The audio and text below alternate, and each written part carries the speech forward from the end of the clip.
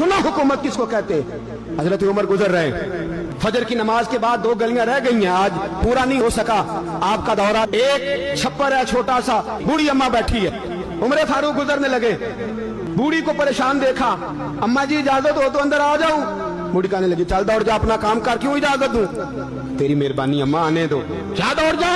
तेरी मेहरबानी अम्मा, गुजारिश है, चलो आ जाओ। अंदर आ गए उमर फारूक। अम्मा क्या परेशानी है, क्या बात? अम्मा कहने लगी खामद इंतकाल कर गया, औलाद अल्लाह ने दी कोई नहीं, मैं गरीब हूँ, 3 दिन से रोटी नहीं खाई, 25 दिनार का कर्जा चढ़ गया है, मुझे उमर फारूक से बड़ी शिकायत है।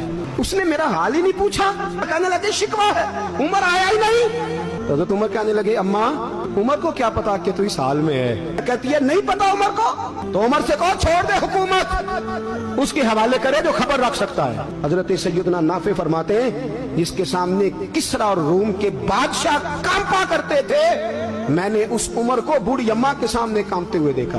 राशा तारी है उमर फारूक का। दौड़े गए, 25 दिनार लाए, राशन रख के लाए, रोटियां पकाई, बूढ़ी अम्मा को खिलाई। कहने लगे अम्मा 25 दिनार ले ले और चल, गलती हो गई, उमर को माफ कर दे। अम्मा बोली, बोल के कहने लगी मैं नहीं माफ करती, एक दफा कब्र में जा लेने दे, मेरे रसूल आएंगे तो मैं उमर की शिकायत करूं। अमीरुल मोमिनीन होके उमर फारूक अम्मा के कदमों में बैठ गए। कहने लगे अम्मा उमर कमजोर है, हुजूर का सामना नहीं कर सकता, तेरी मेहरबानी नबी पाक के सामने शिकायत ना करना। अम्मा कहने लगी चल मैं तेरी खातर माफ कर देती।